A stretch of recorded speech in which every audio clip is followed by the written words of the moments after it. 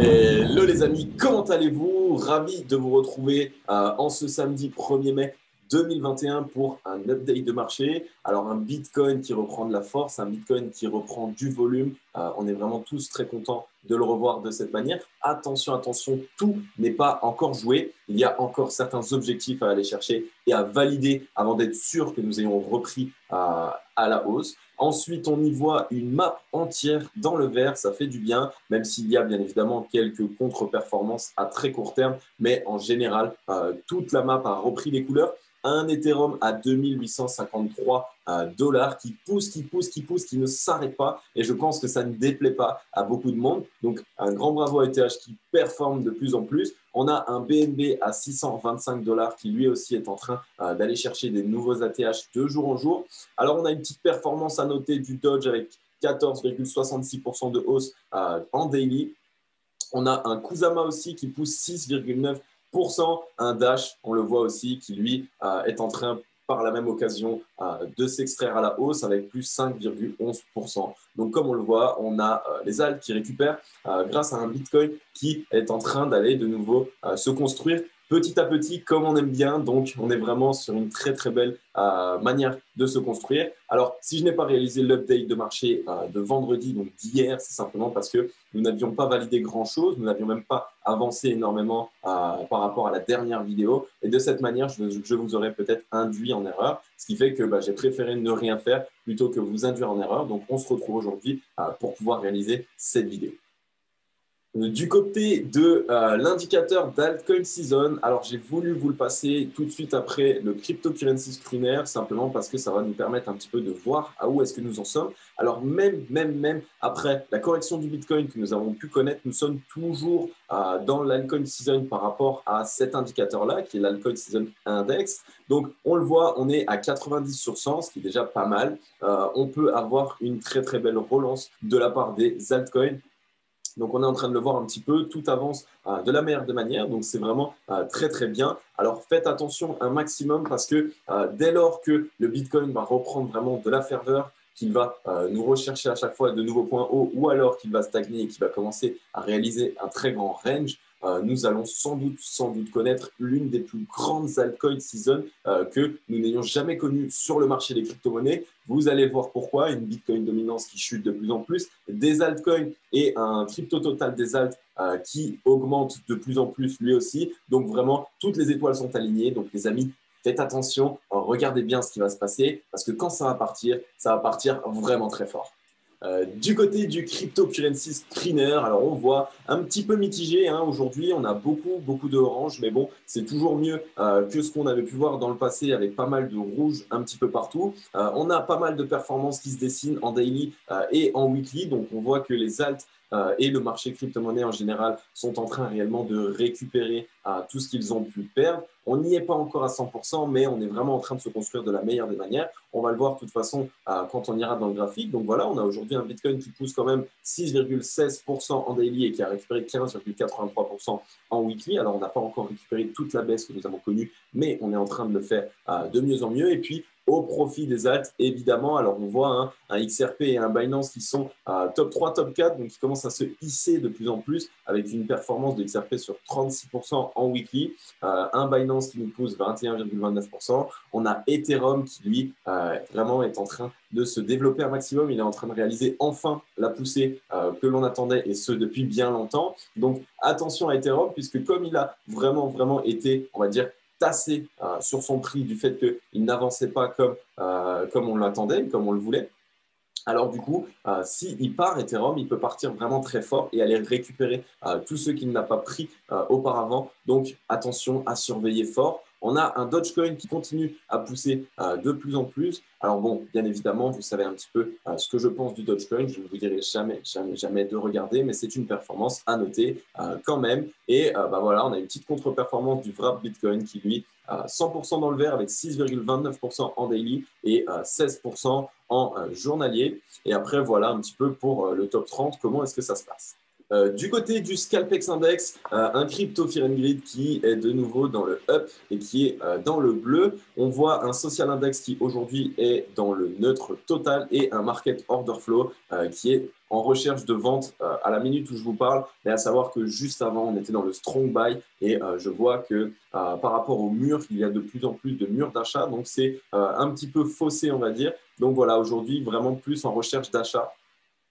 D'après ce que l'on a pu voir. Alors, qu'est-ce qu'il s'est passé depuis notre dernière vidéo? Eh bien, écoutez, pas mal de choses qu'on va pouvoir décrypter ensemble. Alors, comme on l'a vu, on s'en rappelle, on avait cette zone dure des 52K qu'on est venu casser à ce niveau-là avec cette bougie. Alors, je vais peut-être vous mettre un petit peu plus épais pour que vous puissiez le voir au mieux.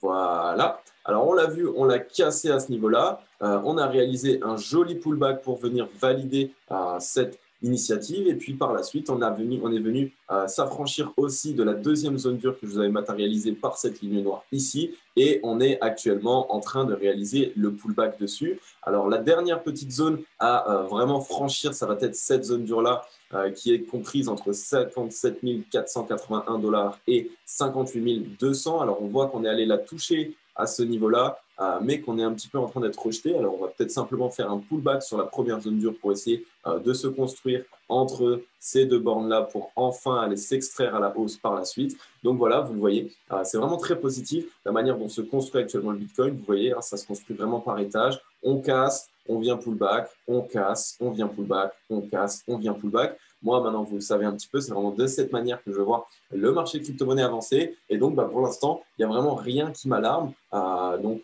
à voir un petit peu comment est-ce que ça va se passer. On a encore quelques zones à aller chercher pour vraiment valider la reprise de la tendance. Mais en tout cas, tout se passe pour le mieux actuellement.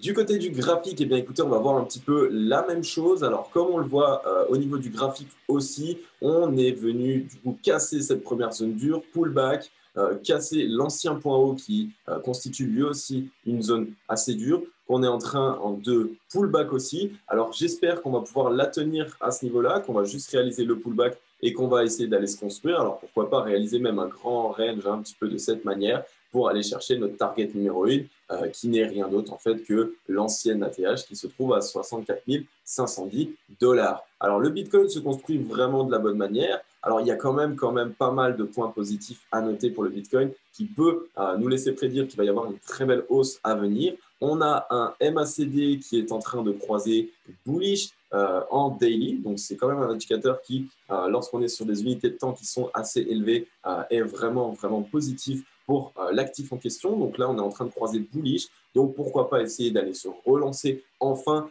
et pouvoir commencer vraiment à continuer cette hausse qu'on est en train de mettre en place. Et on voit en fait que le RSI à ce niveau-là, donc là, on avait trouvé notre point bas sans doute, on avait trouvé notre bottom qui est matérialisé ici sur notre RSI et on voit qu'il a rebondi tout pile sur la zone des 30 de RSI qui est une zone très dure et qui généralement peut permettre de faire office de support assez important. Et puis on le voit, c'est peut-être ça vraiment qui nous a permis de bottom à ce niveau-là. On a peut-être réellement enfin repris le rebond. Alors j'aimerais bien valider vraiment ce deuxième ancien point haut, cette deuxième zone dure, puisque une fois qu'elle sera validée, on sera quand même assez haut et d'aller casser de nouveau tout ça, ça nous permettra quoi? Ça nous fera un deuxième mois directement dans le rouge. Ce n'est pas ce que je privilégie, donc à voir, mais en tout cas, je suis très content de la manière dont se construit actuellement le Bitcoin.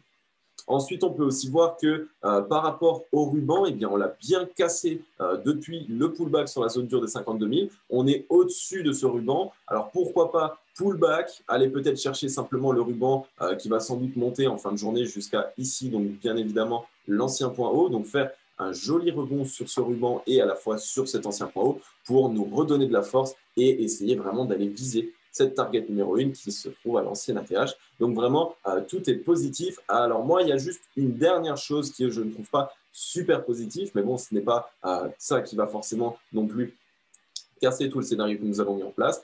Il n'y a pas encore énormément de volume. On voit qu'il n'y a pas encore énormément de volume à l'achat, il y a plus de volume à la baisse. Alors à voir comment est-ce que ça se passe.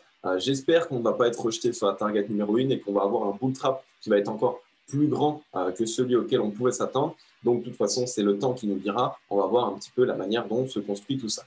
Du côté de la Bitcoin dominance, nous avons franchi la zone des 50 de Bitcoin dominance, qui est quand même assez important. Donc, on est à 49,91 aujourd'hui. Alors, on voit qu'il y a eu vraiment cette énorme baisse. On n'arrête pas en fait de baisser au niveau de la Bitcoin dominance. Alors, pourquoi pas, hein, ce n'est pas quelque chose qui est mauvais, c'est peut-être aussi ça qui fait que actuellement le Bitcoin est un petit peu latent, qu'il est vraiment en train de se construire de manière très douce, puisqu'il n'y a pas forcément toute la liquidité sur le Bitcoin actuellement. Donc c'est génial, ça profite aux altes, on va le voir un petit peu après. Il y a beaucoup d'altes qui sont dans des scénarios qui sont juste dingues et qui valident en fait totalement nos scénarios qu'on a pu voir dans le dernier update. Donc, tout se passe de la meilleure des manières. Du côté d'Ethereum, ça se passe très bien. Alors, vous vous rappelez, on avait identifié ce canal ascendant du côté d'Ethereum qui a été cassé directement avec un joli pullback dessus. On est actuellement perché au-dessus de ce canal ascendant, ce qui nous donne un gros signal bullish et qui nous dit qu'on va pouvoir aller du coup se construire et essayer d'aller chercher de nouveaux points hauts.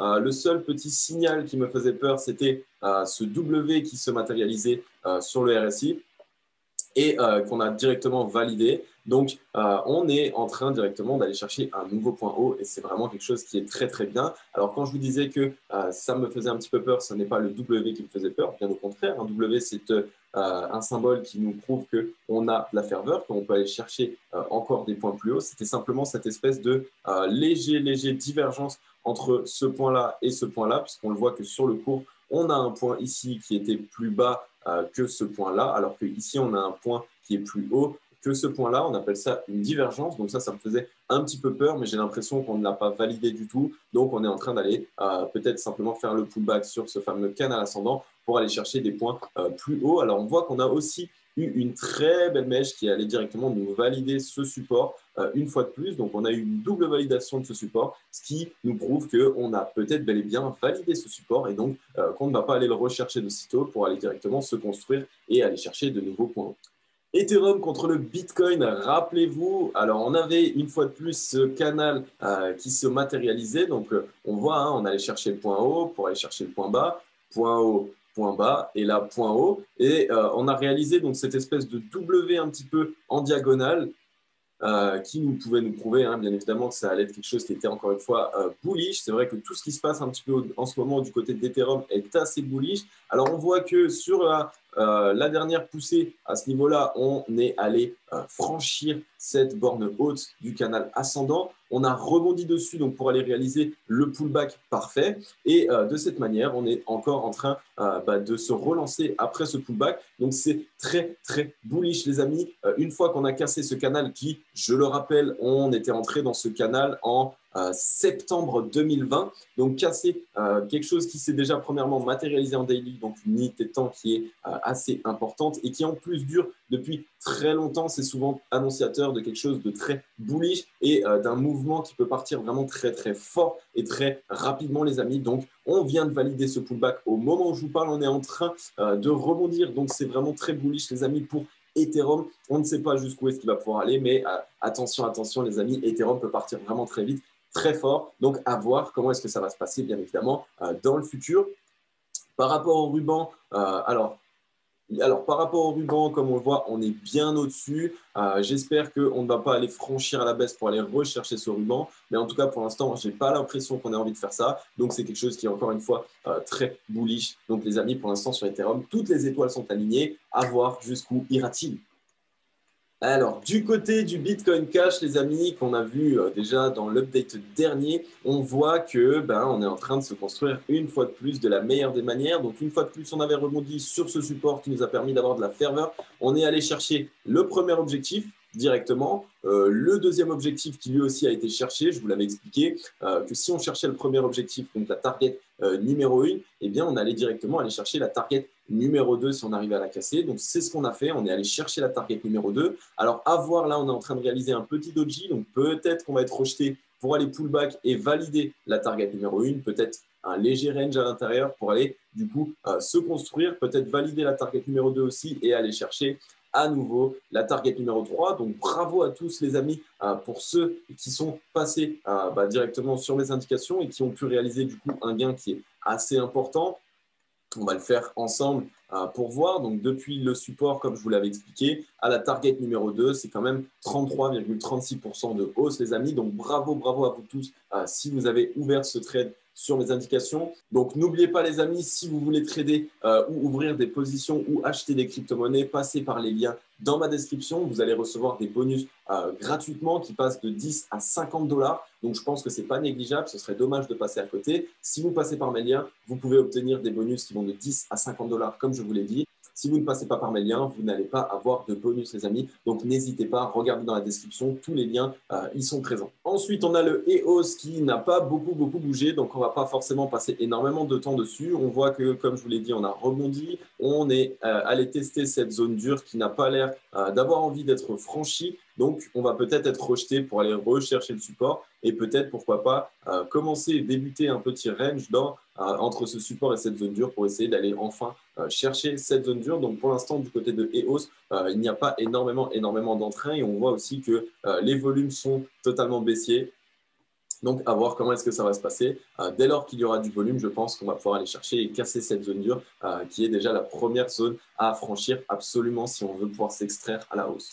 Du côté de Tezos, une fois de plus, c'est très bullish. On voit qu'on était allé tester ici la zone dure une première fois. On a été un petit peu rejeté pour par la suite aller chercher directement et casser cette zone dure. Là, on a réalisé le petit pullback. On est en train de le faire aujourd'hui. Donc, c'est vraiment génial. À surveiller sur la clôture daily si on réalise simplement le pullback ou si on passe en dessous. Mais je pense vraiment qu'on va passer, qu'on ne va pas passer en dessous et qu'on va continuer à faire ce fameux pullback. Et ensuite, par la suite, évidemment, c'est la porte ouverte à la target numéro 1, les amis.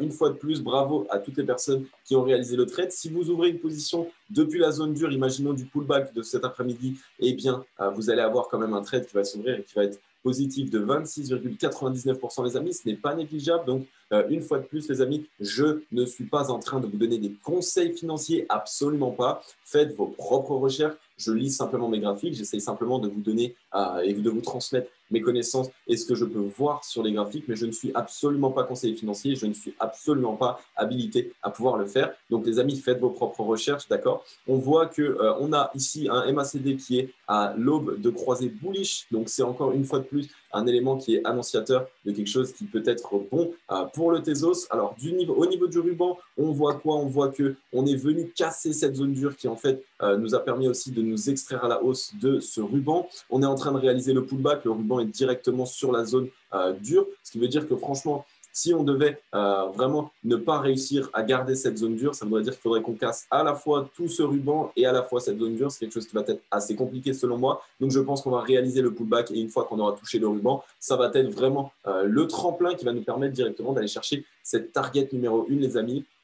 Alors, pour rappel, elle se trouve à 6,81 dollars et à 6,94 dollars. Donc, c'est une board entre les deux. C'est-à-dire qu'on peut très bien faire une mèche qui va aller jusqu'au 6,94, mais au final, la clôture se finira au 6,81, les amis. Donc, voilà, n'hésitez pas à mettre une surveillance sur le Tezos qui est vraiment très bullish avec un MACD qui est à l'aube de croisée bullish. Ensuite, les amis, un ADA Cardano qui est vraiment à surveiller. Pourquoi est-ce qu'il est à surveiller? Alors, comme vous le voyez, on est en range à ce niveau-là. Donc, on est vraiment compris entre cette borne haute et cette borne basse. Alors, à savoir que la borne basse, elle se trouve entre 0,97 centimes de dollars et 1,01 dollar. Et la borne haute qui, elle, se trouve entre 1,47 dollars et 1,50 environ dollars. Alors, les amis, pourquoi est-ce que c'est quelque chose qui est absolument à surveiller? Simplement parce que, premièrement, c'est un range qui dure depuis le 25 février 2021, ce qui est quand même un range qui est assez conséquent. En plus de ça, il est réalisé et matérialisé en unité de temps daily. Et comme je vous l'ai déjà expliqué, tout ce qui se passe en unité de temps plus longue, donc tout ce qui est daily, weekly, eh bien tout ça, c'est vraiment des indications qui sont souvent validées et qui nous permettent d'avoir un scénario qui est vraiment très haussier ou baissier en fonction de la figure qui se dessine. Alors, on voit aussi qu'on a ce fameux support qu'on n'est pas allé rechercher.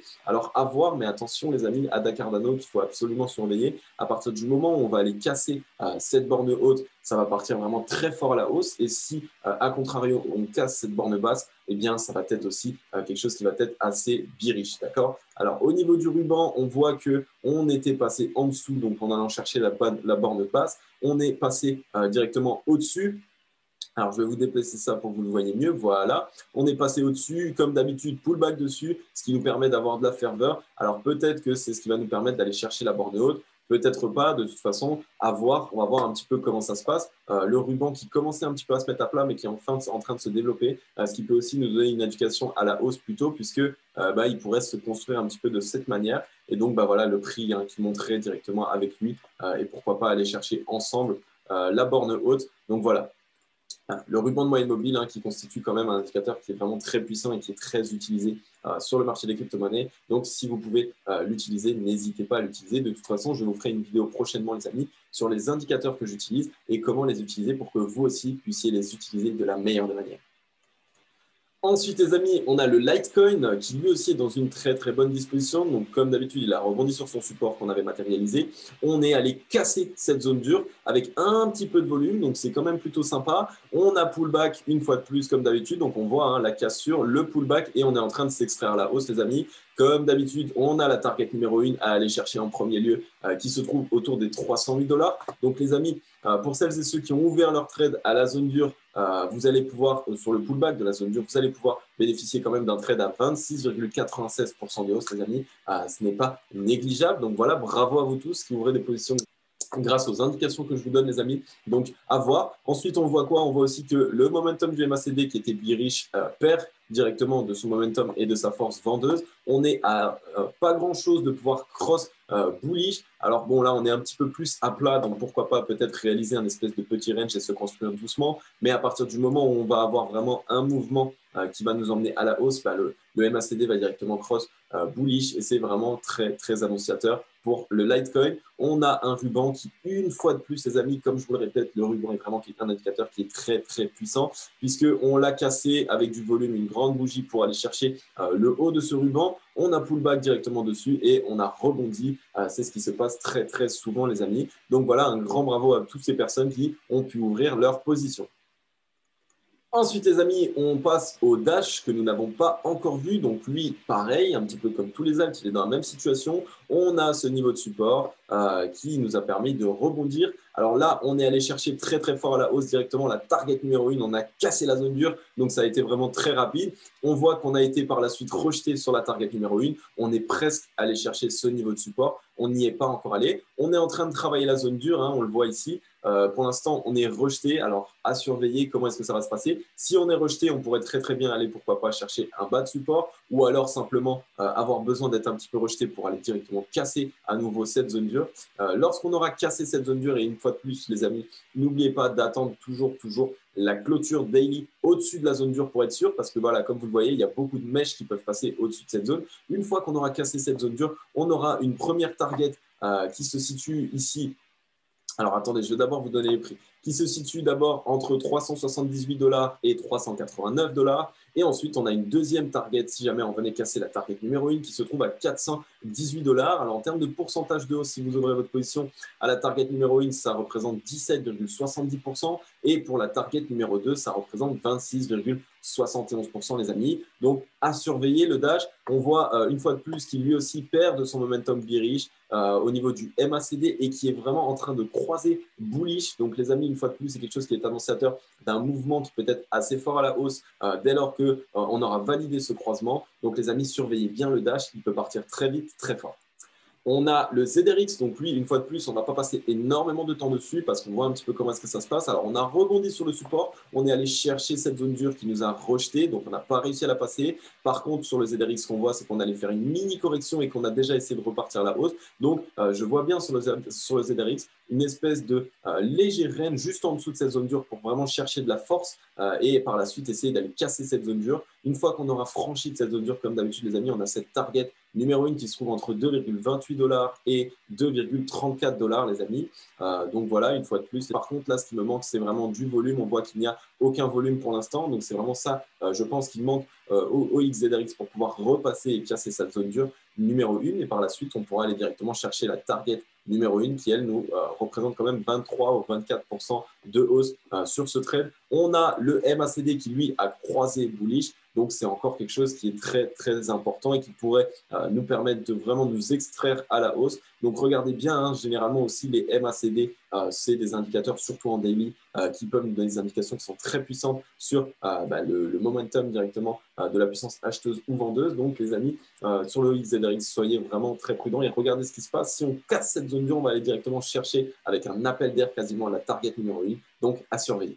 Le VET de Vetchen qui, lui, n'est pas vraiment très à fond actuellement, qui est allé chercher cette zone dure, qui a été rejetée. Alors, on a essayé de la retester une deuxième fois. On est en train d'être rejeté à nouveau. À voir comment est-ce que ça va se passer. Peut-être que nous allons commencer une petite consolidation entre le support et la zone dure, ou peut-être que la consolidation va simplement se faire en dessous de la zone dure pour ensuite casser avec du volume. Alors, sur le Vetchen, on avait essayé, on avait pas mal de volume pour cette cassure qu'on a essayé de faire, mais on n'a pas réussi. Donc, on voit que là, on n'a plus trop de volume. Donc, attention à voir. Dès lors que du volume va rentrer sur le Vetchen, il va y avoir un mouvement, je pense, qui va être assez fort, pourquoi pas. Et dès lors qu'on aura cassé la zone dure, on aura directement cette target numéro 1. Alors, le Vetchen qui, lui, a un MACD qui a croisé bearish à ce niveau-là. Donc, à voir comment est-ce que ça va se passer. On voit que pour l'instant, le momentum n'est pas perdu. Donc, on est en train vraiment de descendre. Donc, à voir un petit peu comment est-ce que ça va se passer sur le Vetchen.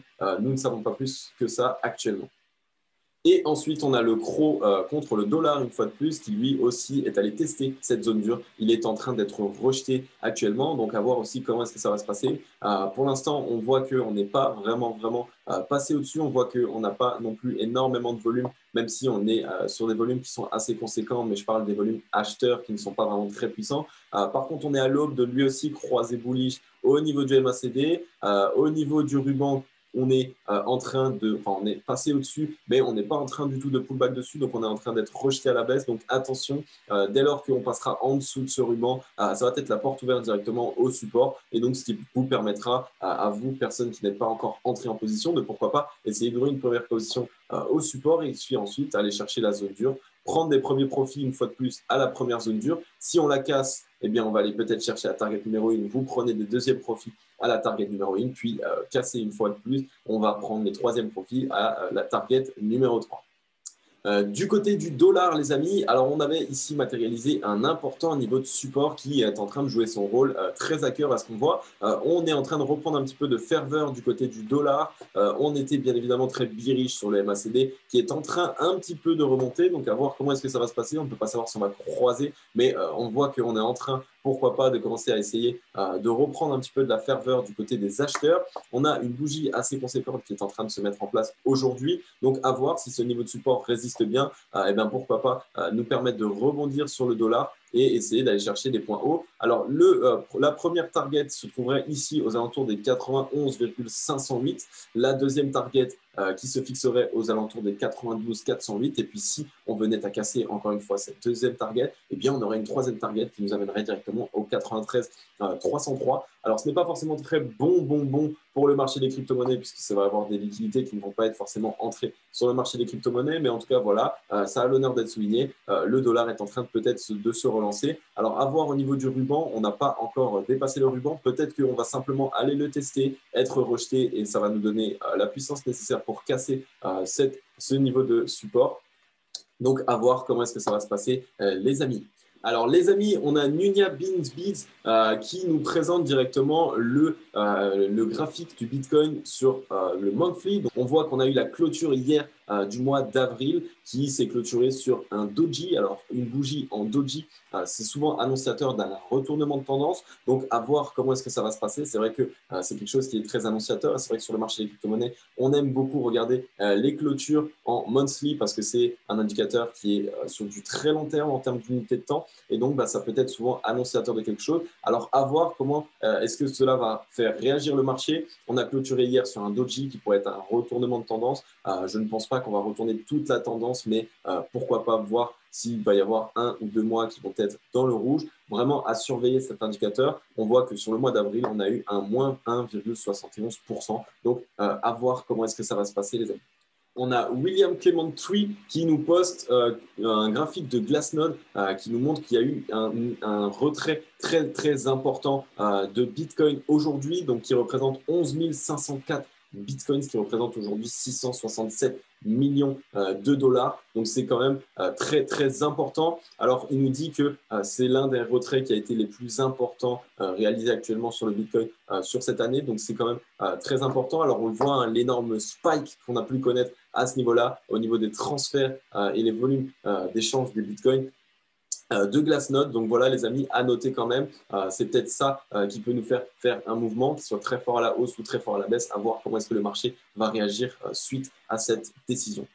On a Crypto.com eux-mêmes qui nous montrent directement que ETH est allé chercher son nouvel ATH, donc son New All-Time High, ce qui veut dire le nouveau prix le plus haut connu sur Ethereum, qui est de 2800 $. Donc si Crypto.com tweet ça, ça peut permettre à ses utilisateurs d'aller directement voir ce qui se passe sur Ethereum, commencer peut-être à fouiller un petit peu plus sur le projet, comprendre ce qui s'y passe et apporter à nouveau des liquidités parce que Ethereum est un projet qui, quand on commence à rentrer dedans, quand on commence à comprendre comment est-ce qu'il fonctionne, il est vrai qu'on a du mal à se dire qu'il ne sert à rien. Donc, à voir comment est-ce que ça va se passer. Peut-être que le marché va nous retranscrire quelque chose d'assez important sur Ethereum. Du côté des news, Cryptost qui nous réalise une publication sur Coconut. Donc, qu'est-ce que Coconut? Donc, il le titre, tout savoir sur la fiscalité des crypto-monnaies. La startup Coconut vous aide dans vos démarches. Alors, on le sait, aujourd'hui, c'est encore très flou par rapport à la fiscalité des crypto-monnaies. Beaucoup de personnes ont du mal à comprendre comment déclarer leur crypto-monnaie, leurs gains à l'année. Alors, de cette manière, cette startup est en train de se lancer pour essayer d'aider un maximum les particuliers à pouvoir déclarer au mieux leur crypto-monnaie. Donc, il me semble que c'est la première startup française à lancer ça. Pour de nombreux investisseurs de multiples zones d'ombre persistent quant à la fiscalité de leur crypto-monnaie, la startup française Coconex qui fournit une solution permettant de générer un rapport fiscal a mis à disposition de ses utilisateurs une base de connaissances complète à ce sujet. Donc, c'est vraiment très important, surtout qu'il y a très peu de personnes qui aujourd'hui sont habilitées à donner des conseils fiscaux. Donc, ce serait forcément bien pour des personnes, des investisseurs qui souhaiteraient se lancer sur le marché des crypto-monnaies, mais qui ont vraiment envie d'être dans les clous à 100% et d'être sûr de ne pas se faire taper sur les doigts, de passer par une startup comme celle-ci, qui est en plus une startup française. Donc, c'est génial. Ça peut peut-être un petit peu rehausser et relancer un petit peu le marché des crypto-monnaies sur les startups françaises et les entreprises françaises en général. Donc, un grand bravo à Coconut, à voir comment est-ce que ça va se développer. De toute façon, on va en entendre parler très prochainement, j'en suis convaincu. On a un nouveau post qui nous dit 10 000 taxis britanniques accepteront bientôt les paiements en crypto-monnaie. Donc, on le sait, en Angleterre, c'est vrai que c'est quelque chose qui est assez important et c'est un sujet qui fait énormément débat. Les crypto-monnaies commencent à être de plus en plus mainstream. Il y a de plus en plus de personnes qui se mettent à utiliser les crypto-monnaies. Donc là, on le voit, 10 000 taxis britanniques. Alors, 10 000 taxis, au début, on pourrait se dire que c'est rien, mais ça peut ouvrir la porte à nombreux autres taxis, nombreux autres profession. Donc, de cette manière, ça peut encore une fois de plus permettre au marché des crypto-monnaies de toucher une plus large audience et donc de se développer petit à petit. Les sociétés de paiement HIPS et The Payment House se sont associées pour permettre aux taxis du Royaume-Uni et de Scandinavie d'accepter les paiements en crypto-monnaie. C'est une phase de test qui va débuter en novembre 2021 à travers le stablecoin USDC. Donc, c'est quelque chose qui est très important et qui peut être surtout l'élément, on va dire, annonciateur pour beaucoup d'autres entreprises qui, elles, pourraient pourquoi pas passer, elles aussi, par le marché des crypto-monnaies. En plus de ça, ça va permettre aussi de développer et de faire connaître à d'autres entreprises et à d'autres secteurs les stablecoins, parce qu'aujourd'hui, on pense tous en fait que sur le marché des crypto-monnaies, vu que c'est très volatile, c'est aussi très dangereux. Et donc, le fait d'accepter des paiements sur un marché qui est volatile, eh bien, ça peut faire peur à beaucoup de personnes, puisque voilà, on a un petit peu peur de la fluctuation. Si on venait à recevoir des paiements, mais qu'au final, le prix chutait, eh bien, c'est comme si nous avions réalisé des courses pour rien. Et donc, de cette manière, ça permet aussi un petit peu de développer les stablecoins, de faire comprendre au monde entier qu'il n'y a pas que des crypto-monnaies avec de très fortes variations. Il y a aussi aussi aujourd'hui des stablecoins justement qui offrent la possibilité et l'opportunité de pouvoir directement copier le cours de nos monnaies traditionnelles ou de choses qui sont physiques aujourd'hui sur la Terre. Donc voilà, c'est quelque chose qui est très bon pour le marché des crypto-monnaies. Donc encore de plus en plus de bonnes news pour le marché des cryptos. Je suis persuadé que nous sommes en train et à l'aube de se développer encore bien plus et que nous allons très bientôt tous et toutes utiliser et connaître les marchés des crypto-monnaies et les stablecoins.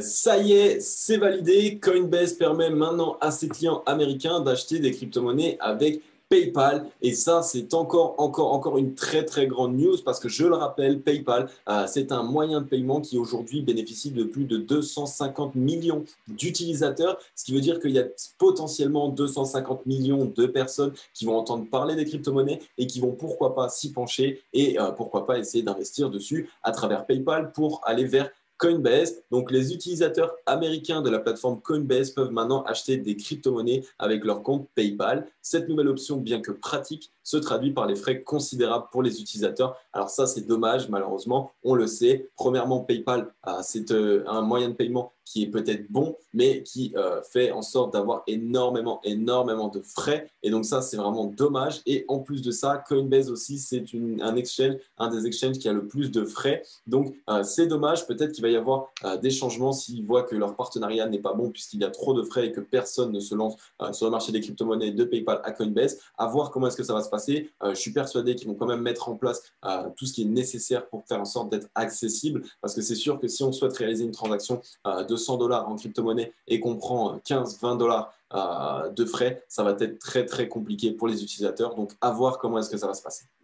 Et voilà les amis, on en a fini avec cette vidéo de cette update de marché. Alors comme vous le voyez, il y a énormément de bonnes nouvelles. Attention, on n'a pas encore tout validé, on n'est pas encore à 100% sûr que nous ayons repris réellement cette vraie tendance haussière. Mais en tout cas, c'est vraiment très bullish ce qui se passe actuellement. Il y a aussi énormément d'opportunités du côté des altcoins comme vous l'avez vu.